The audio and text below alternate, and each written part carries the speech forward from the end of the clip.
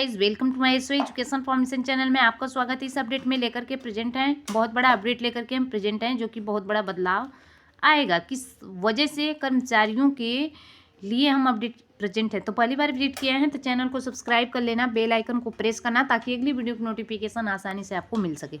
Outsource संविदा कर्मचारियों के नियमितीकरण पर जो है बड़ी घोषणा, क्या बदलाव आएगा। भारत में लाखों लोग आउटसोर्स और संविदा पर काम करते हैं और इन कर्मचारियों को अक्सर कम वेतन, कम सुरक्षा और कम लाभ मिलते हैं। लेकिन अब उनके लिए अच्छी खबर है। सरकार ने हाल ही में आउटसोर्स और संविदा कर्मचारियों के नियमितीकरण पर एक महत्वपूर्ण घोषणा की है। यह घोषणा लाखों कर्मचारियों के लिए उम्मीद की किरण लेकर कर आई है, जो कि लंबे समय से अपनी नौकरी की सुरक्षा और बेहतर कार्य परिस्थितियों की मांग कर रहे थे। और इस नई पहल का उद्देश्य श्रमिकों की अधिकारों की रक्षा करना और उन्हें अस्थायी रोजगार का अवसर प्रदान करना है। यह कदम भारत के श्रम बाजार में बड़ा बदलाव ला सकता है। आउटसोर्सिंग और संविदा पर काम करने वाले कर्मचारियों को अब तक कई चुनौतियों का सामना करना पड़ता था, जैसे कम वेतन, कम सुविधाएं और नौकरी की सुनिश्चितता। नए नियमों के तहत इन कर्मचारियों को नियमित कर्मचारियों के समान लाभ और सुरक्षा मिलने की उम्मीद है। आउटसोर्स संविदा कर्मचारी नियमितीकरण योजना एक नज़र में। विवरण जानकारी की बात करें तो योजना का नाम आउटसोर्स संविदा कर्मचारी नियमितीकरण योजना। लक्षित समूह आउटसोर्स और संविदा पर काम करने वाले कर्मचारी एंड मुख्य उद्देश्य कर्मचारियों को स्थायी रोजगार और बेहतर सुविधाएं प्रदान करना। एंड बात करें लाभार्थी की तो लगभग 50 लाख आउटसोर्स और संविदा कर्मचारी। क्रियान्वयन एजेंसी की बात कर ली जाए तो इसमें जो है श्रम और रोजगार मंत्रालय। योजना की अवधि क्या है, योजना की अवधि की बात कर ली जाए तो 5 वर्ष 2024 से 2029 तक। बजट आवंटन की बात कर लिया जाए तो 10,000 करोड़ अनुमानित। आवेदन प्रक्रिया ऑनलाइन पोर्टल के माध्यम से। नियमितीकरण के लिए पात्रता मानदंड। इस योजना के तहत सभी आउटसोर्स और संविदा कर्मचारी नियमितीकरण के लिए पात्र नहीं होंगे और सरकार ने कुछ मानदंड निर्धारित किए हैं। और न्यूनतम सेवा अवधि कर्मचारी को कम से कम 3 वर्ष तक लगातार काम किया होना चाहिए।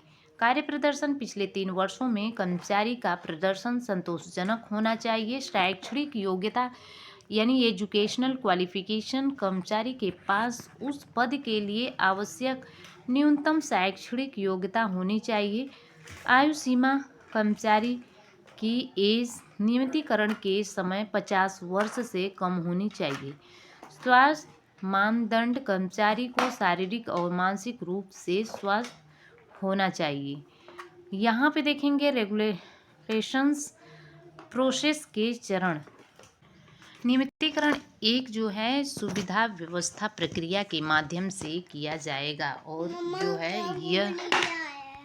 यह इस प्रक्रिया के मुख्य चरण दिए गए हैं। आवेदन जमा करना। पात्र कर्मचारियों को एक ऑनलाइन पोर्टल पर अपना आवेदन जमा करना होगा। दस्तावेज सत्यापन। सभी जमा किए गए दस्तावेजों का सत्यापन किया जाएगा। कार्य प्रदर्शन मूल्यांकन। पिछले 3 वर्षों के कार्य जो है प्रदर्शन का मूल्यांकन इवोल्यूशन किया जाएगा। साक्षात्कार इंटरव्यू। चयनित उम्मीदवारों का एक साक्षात्कार लिया जाएगा और स्वास्थ्य जांच। अंतिम चयन से पहले एक मेडिकल टेस्ट किया जाएगा। नियुक्ति पत्र जारी। सफल उम्मीदवार को नियमित कर्मचारी के रूप में नियुक्ति पत्र किया जाएगा जारी। नियमितीकरण से कर्मचारियों को क्या फ़ायदे होंगे। संविदा कर्मचारियों के नियमितीकरण से उन्हें कई तरह के फ़ायदे भी होंगे।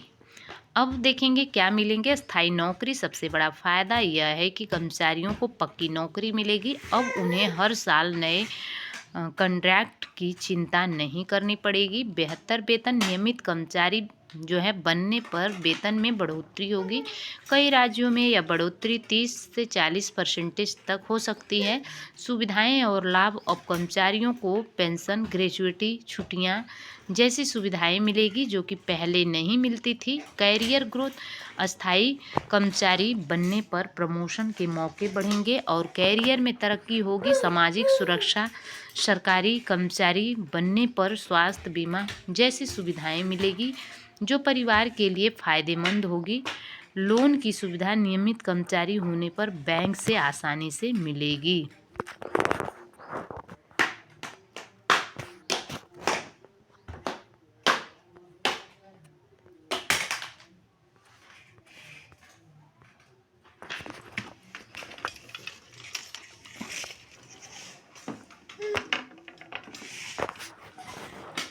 ले जा।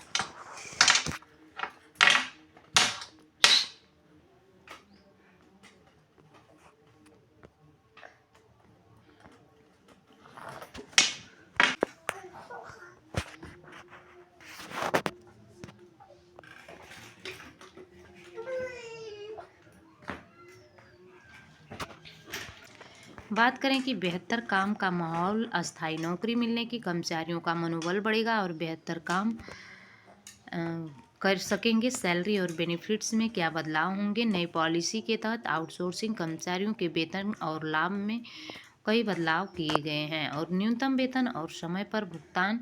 आउटसोर्सिंग कर्मचारियों की न्यूनतम सैलरी 18,000 प्रति माह निर्धारित की गई। वेतन का भुगतान हर महीने की 7 तारीख तक सुनिश्चित किया जाएगा। देरी से भुगतान करने वाली कंपनियों पर जुर्माना लगाया जाएगा। वार्षिक वेतन वृद्धि और अतिरिक्त भत्ते की बात कर ली जाए तो प्रत्येक वर्ष कर्मचारियों के वेतन में जो है न्यूनतम 5% की वृद्धि की जाएगी। यात्रा भत्ता, महंगाई भत्ता जैसे कि अतिरिक्त लाभ भी प्रदान किए जाएंगे। काम के घंटों में जो है सुधार होगा। आउटसोर्सिंग कर्मचारियों से जो है एक सप्ताह में 48 घंटे से ज़्यादा काम नहीं कराया जा सकेगा। अधिक काम कराने वाली जो है कर्मचारियों को, कंपनियों को जो है कार्रवाई की जाएगी। नियमितीकरण से सरकार को क्या फ़ायदे होंगे, तो बताएं कि क्या होगा फ़ायदे, तो सारा कुछ आपको बताएंगे। नियमितीकरण से सिर्फ कर्मचारियों को बल्कि सरकार को भी कई बड़े फ़ायदे होंगे। बेहतर काम, अस्थायी नौकरी मिलने की, कर्मचारियों को ज़्यादा मेहनत कम काम करेंगे। कम भ्रष्टाचार, नियमित कर्मचारियों पर नज़र रखना आसान होगा। कुशल कर्मचारी लंबे समय तक जो है अपने समय बेहतर दे करके आप काम करने से कर्मचारी ज़्यादा कुशल हो जाएंगे। बेहतर प्रशासन, अस्थायी कर्मचारियों से जो है प्रशासन बेहतर होगा। सामाजिक सुरक्षा जो है लाखों परिवारों को आर्थिक सुरक्षा मिलेगी। डिस्क्लेमर में कह लेंगे कि ये वीडियो सूचनात्मक उद्देश्य से प्रोवाइड की जा रही है। हालांकि हमने सटीक जानकारी प्रदान करने का प्रयास किया है, फिर भी सरकारी नीतियों और नियमों में बदलाव हो सकता है। कृपया अंतिम और अद्यतन जानकारी के लिए अधिकारी सूचना प्राप्त करें, स्रोतों से संपर्क करें और कोई भी इसका जिम्मेदार हम नहीं होंगे। तो हमारे चैनल लगातार बने रहे। Thanks for watching. God bless you.